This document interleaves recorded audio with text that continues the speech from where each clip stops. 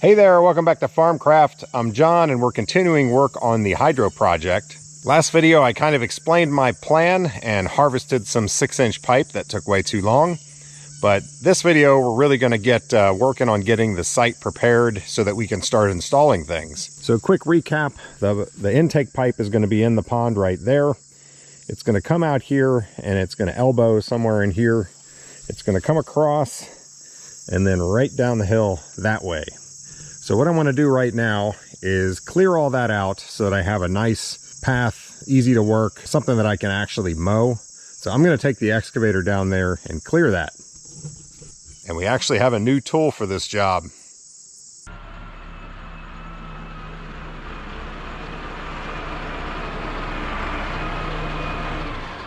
Alright, so what we have here is a disc mulcher for the excavator. Now there's two main types of mulchers. There's a drum mulcher and there's a disc mulcher. And they both use very hardened, high quality steel cutters like that. This one is a big rotating disc. It also has some teeth on the underside. And it will kind of shred anything that comes into contact with that disc. You can see you've got 180 degrees of disc exposure there.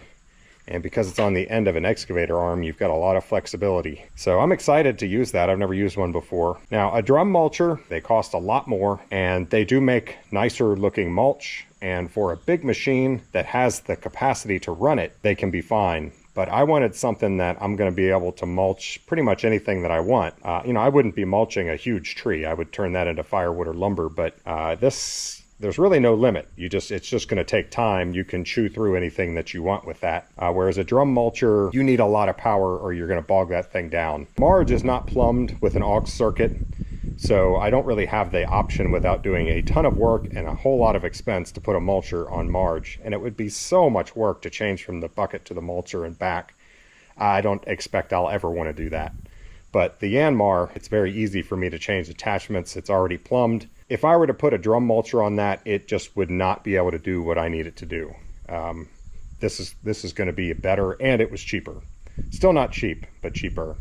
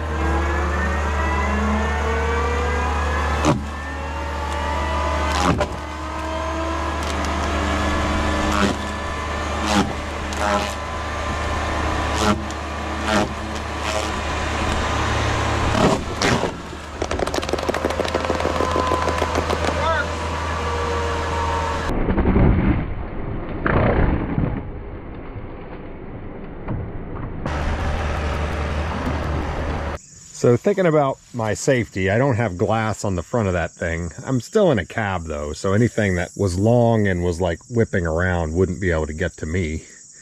But anyway, this thing spins away from you. It'll only go one direction. If you try to spin it the opposite way, there's a check valve, it won't do anything. So anything that it catches, it's gonna whip around here right into this guard here. And that nice heavy guard goes all the way around the back and doesn't open up until here, where, you know, it's well past the operator.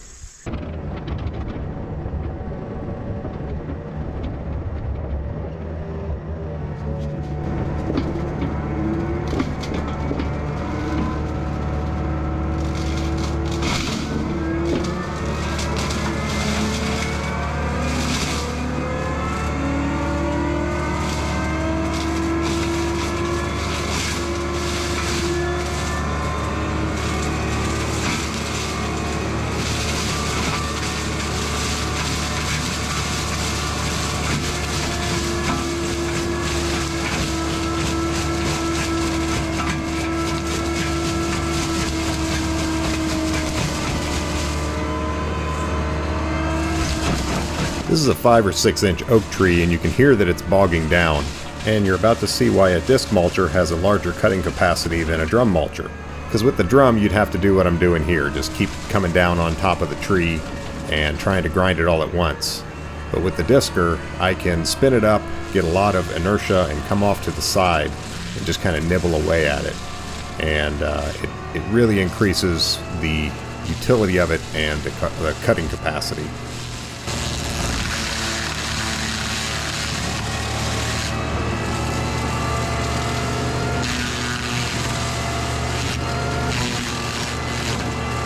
Now don't get me wrong, drum mulchers definitely have their place.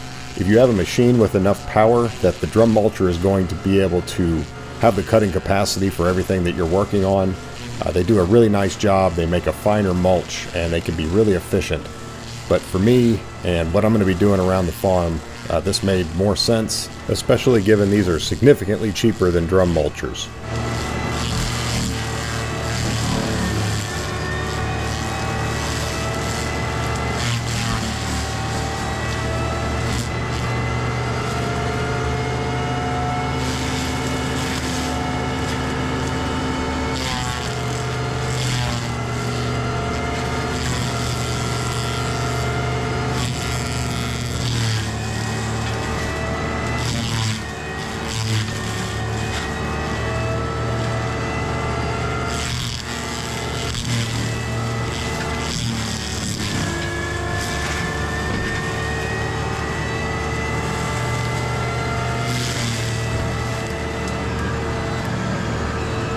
It took just over 2 minutes to completely remove that tree.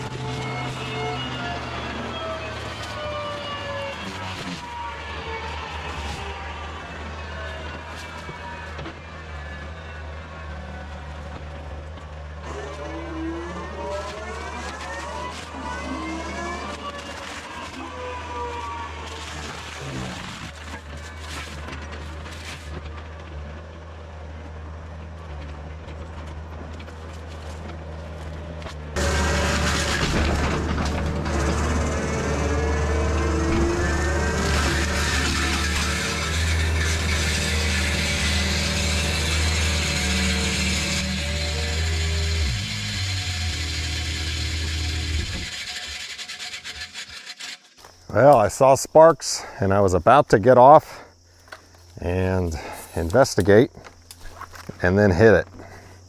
Must be wire. Oh yeah.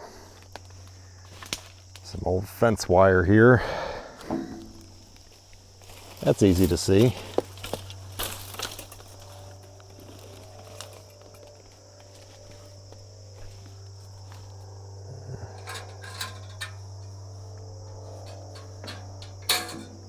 At least it's not barbed wire. Man, that thing is evil. That's 1 inch thick. It gets so much inertia. Once that thing's up and spinning, whatever it hits is going away.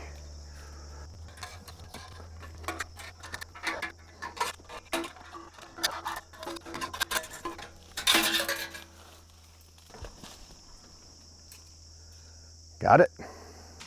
And of course there's a bunch more invisible fence wire on the ground.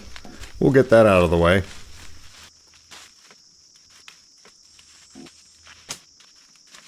There's one of my flags.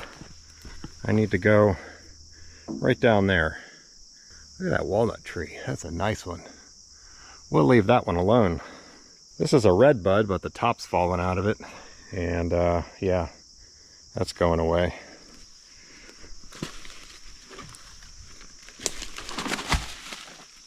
I'm really liking this new mulcher. One thing I've learned is that, especially when you're cutting small stuff, you don't need full power. And I'm powering it with a foot pedal, so I'm kind of on and off of the pedal depending on what I'm cutting. If I'm near the ground and there's a bunch of loose stuff that's going to get thrown around, just let it kind of spin down and don't hit it so hard. But if you're cutting something big that requires a lot of power, then you're really on the pedal. It just kind of gives you more control, and it works well.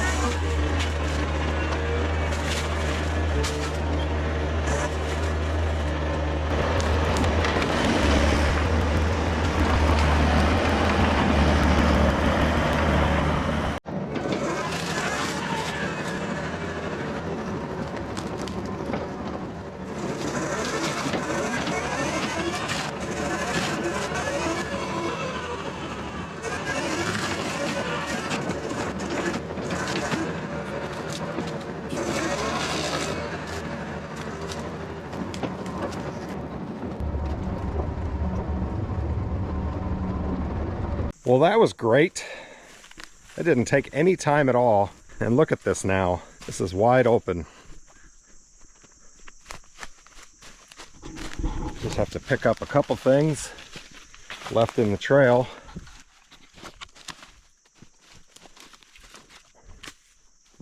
And the rest of it can just sit there and protect it from erosion and rot.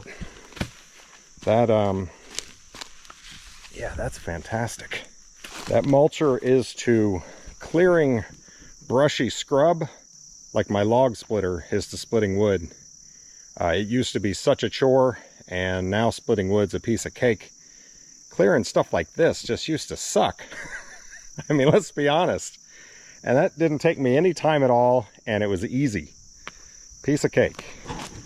All right, now I've got a clear shot down to the creek. I kind of want to come down here with the excavator bucket and see if I can make it any deeper. Maybe I can get these rocks and everything out of here and go further down the creek and keep dropping it as much as I can to get as much head as I can get. Considering this thing is going to be working for years, even if I can just get a few more inches, that's what she said, it'll be worth it.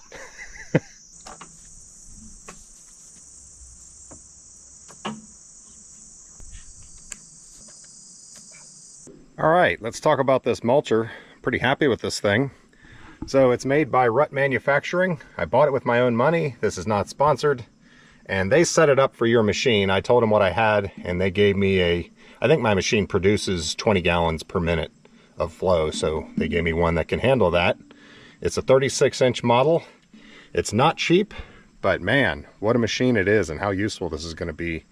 Totally worth it. I paid $6,100 for this, shipped and delivered. Yeah, the deck is 1/4-inch plate. It's got this nice 1/2-inch piece on the back that you can use for pushing things around and also pressing against if you want to reposition your machine. Like if you want to do a jump turn or something, you can push down against that and do your turn. Got nice heavy-duty reinforcement around the guard here, and 1-inch thick plate. Big cutting teeth, obviously are replaceable. Yeah, that's that is a beast. And then all these cutting teeth underneath as well. Kind of want to see what's going on inside of it. Yep, so we've got a hydraulic motor and a bypass on the hydraulics that allows it to freewheel. And then a gearbox. I wonder if that's chain driven. The way that is shaped, it makes me think it might be. I bet you that's gear driven. I'll go ahead and open up the other side, why not?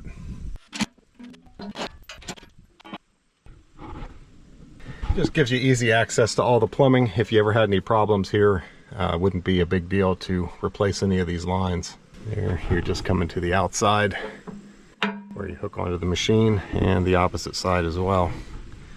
Pretty simple. I just spoke with the folks at Rut. Gear motor comes down, big gear to small gear. Of course, that increases the output shaft speed. So this is basically a speed increaser gearbox, and it just has some gear oil in it. And there's a fill plug and a check plug right there, or I guess you could probably use right there.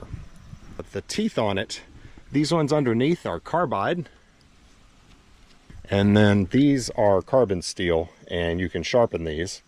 And then when you need new ones, they sell new ones. Not a big deal. Those will last a good long while. All right, I am definitely happy with this, and you'll be seeing more of this in the future. Let's get on with the next step of this project.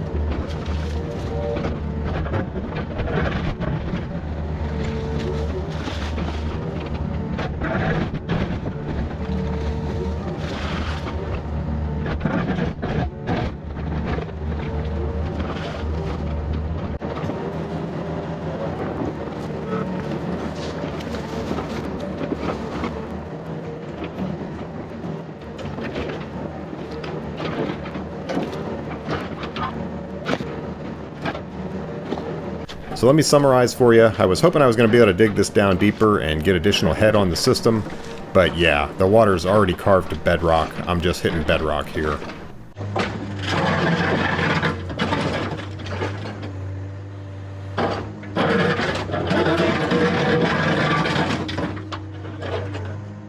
Alright, I definitely had some wishful thinking going on that I was going to be able to dig this down deep and then go further up the creek and clear things out so the water level would drop. But this right here is actually good. I need the discharge pipe to be underwater so that air doesn't climb back up the pipe when the system's on, because that would reduce its efficiency. So I need a pull to discharge into. And basically 6 inches under that is bedrock. So yeah, that's going to be my target to discharge. You know, when I came up with this idea and started researching different systems and deciding how I wanted to do it, my first thought was, oh, well, let me test some things. But you really can't test anything until you've installed your pipe. I mean, you can theoretically, oh, I should be able to get this or that, but yeah, I got to get this pipe installed and running, all this worked out, and then I can start doing turbines and generator and power tests and all that kind of stuff. Awful lot of work has to happen before you can do any testing. So this is the amount of flow that's coming out of the pond currently. It hasn't rained in a while, and except in extreme droughts, this is about as low as it will get. Obviously, that's not enough flow to generate anything off of, so you can see why I need the pond to act as a buffer so that I can turn it on, run full blast, 30 liters a second kind of thing. And then once the pond level drops during the dry seasons, I'm just going to have to shut it down and wait for the pond to fill back up. So now that I've got this trail open, Jennifer and I are going to use a builder's level to measure the head on the system. I've never actually done a direct measurement of how much fall I'm going to get, and I was thinking it would be around 15 feet. Go that way a little bit. More.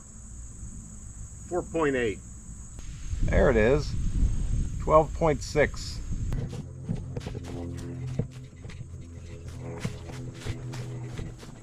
You can basically just shoot elevations of whatever points you want. So I know what the elevation of this is relative to the pond water level, and we can shoot various elevations, do some math, and come up with a final answer.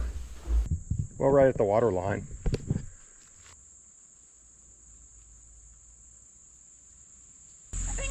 Inside a nest of yellow jackets. Oh, nice. 20.8. Good. An extra 5 feet. Yeah. I think it is a nest of yellow jackets down there.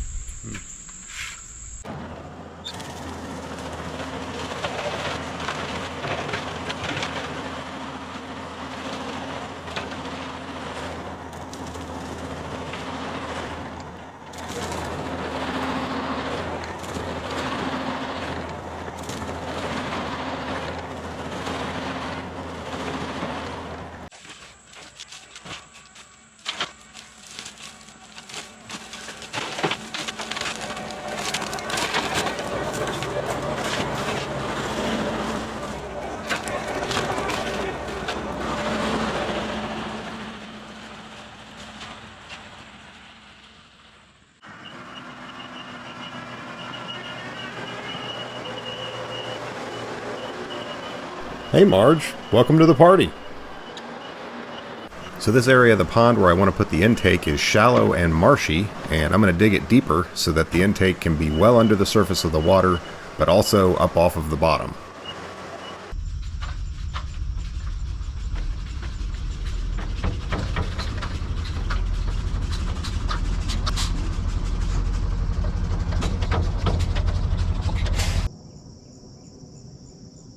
What you doing, Canucks?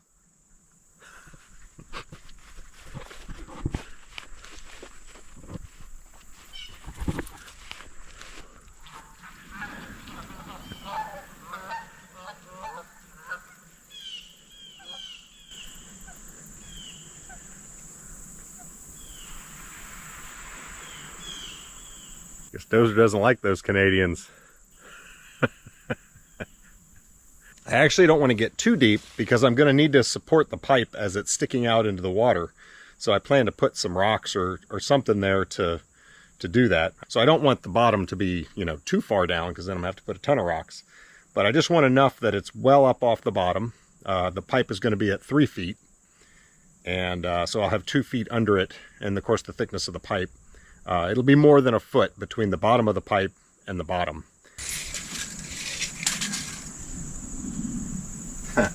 Good grief. It's like right there. Yeah, this doesn't have to be perfect. I can go a little bit deeper. I probably don't want to go shallower. And really, Dozer, talk about a photo bomb. I do not want to hit rock. I don't want to get into the dam. So I am going to clear kind of that whole area a little bit.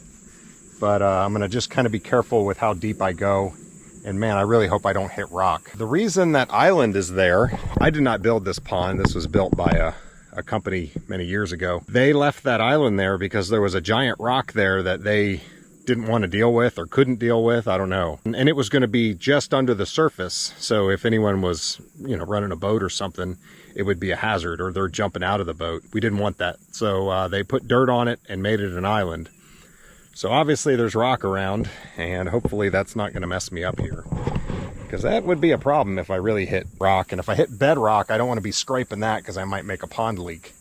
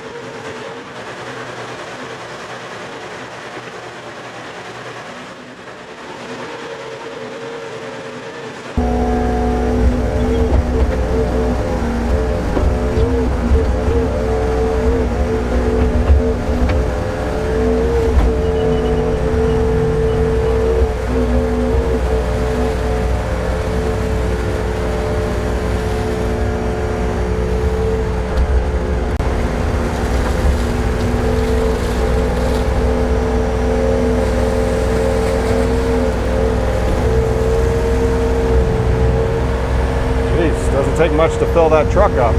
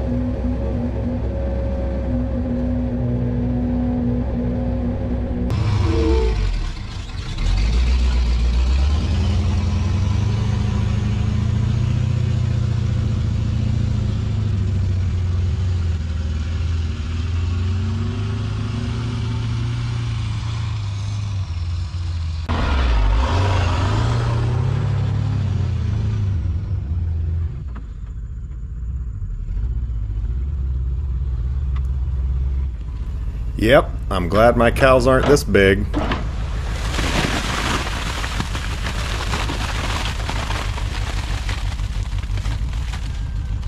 Now that's a cow patty.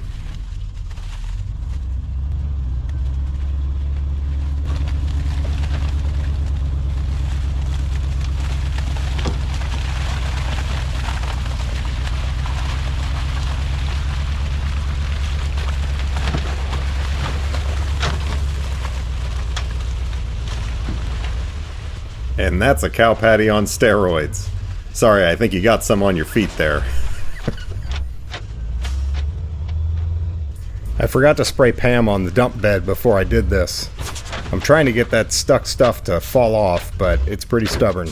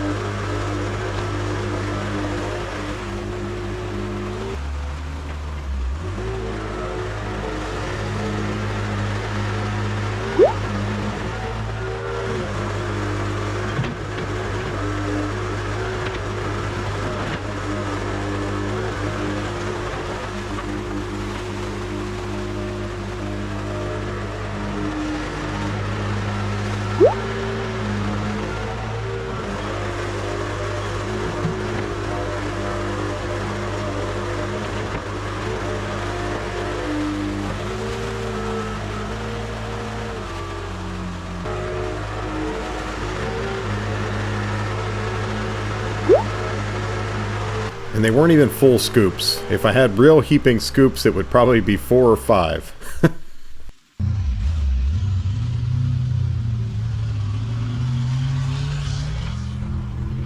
So I was thinking this would only be one truckload to dig this out.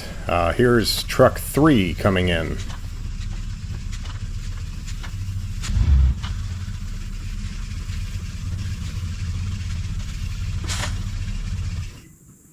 Now obviously I'm kicking up a lot of sediment digging in this pond, but the outflow pipe drains off of the surface of the water and some distance from here. And you'd be surprised that most of it just settles right back to the floor of the pond and doesn't go downstream.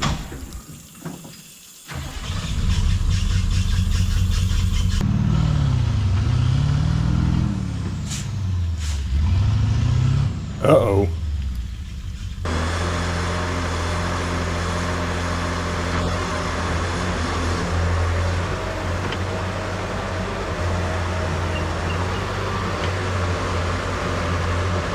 I had to disengage the truck's parking brake. So I pushed my dump truck when it's stuck and gotten it free before doing this with my smaller excavator. But this time it's fully loaded, which weighs about 45,000 pounds, and I'm pushing it uphill on some muddy ground. So there was a lot of resistance to this push, and at first I was surprised how hard it was for Marge to move the truck. But now that I think about it, with all that force, what could go wrong?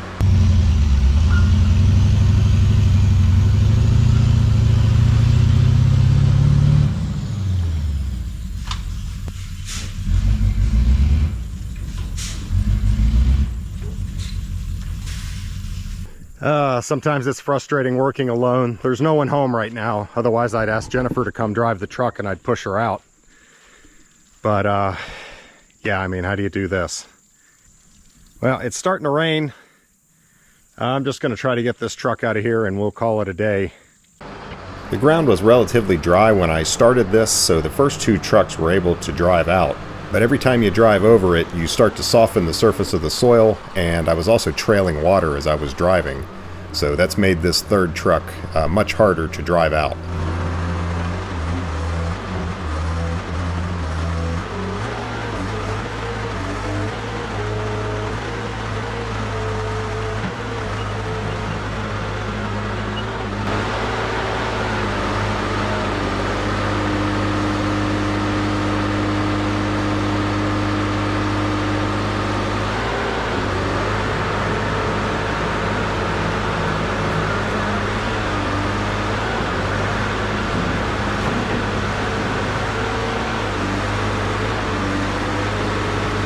Yeah, look at this. Marge is actually sliding down the hill a little bit. Just push up a little higher on that tailgate. It'll be fine.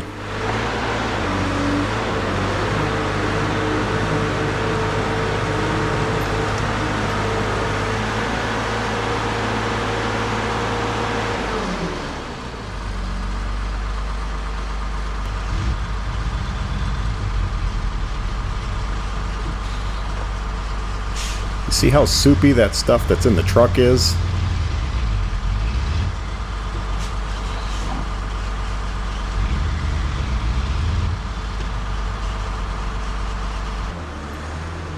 Now, I was hoping at this point I'd be able to drive out. I'm getting really close to the woods and I need to turn, but I still couldn't drive out. So I ended up taking a rope and tying the steering wheel in a hard right turn.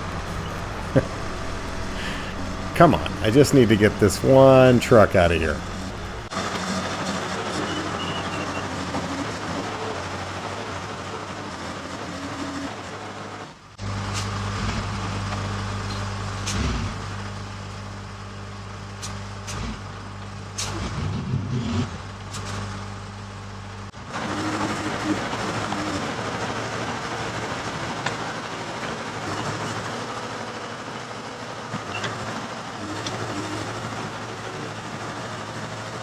Now surely I can drive it out now. I mean, the first 2 trucks drove the whole way. Nope. And did you see that? Watch again.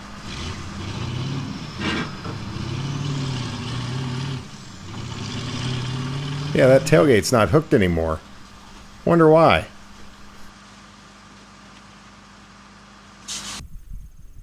Well, that de-escalated quickly.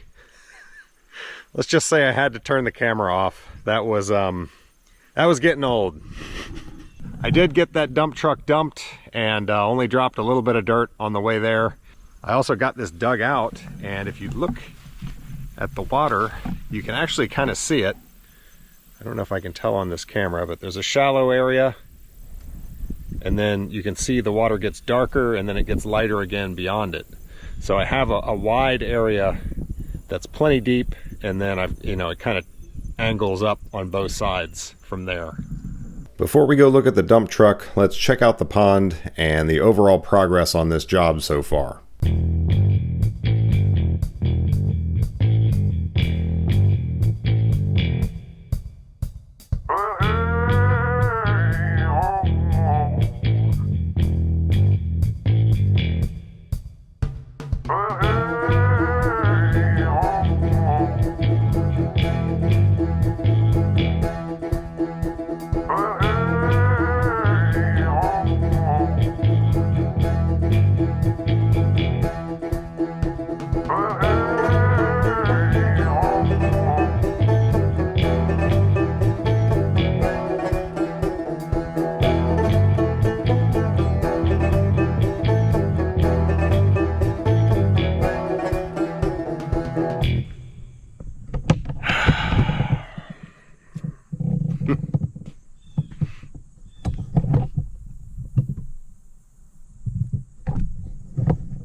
Yeah, I buggered that pretty good.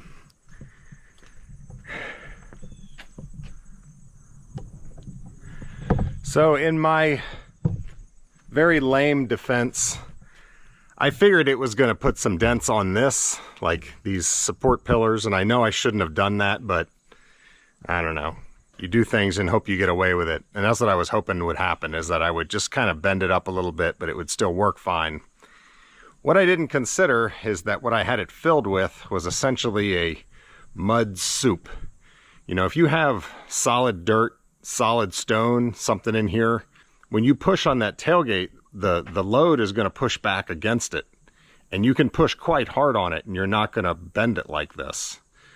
But what I had in there was essentially soup. So that was offering no support for the tailgate to resist all of the pressure. She ain't looking so good. Yeah, what you're looking at is a future video. I need to fix this tailgate if it can be fixed. And I'm not really sure how I'm going to do that. And there's some other problems with this dump truck I need to work on. So thanks for watching, guys. We'll see you on the next one. There's plenty more to do.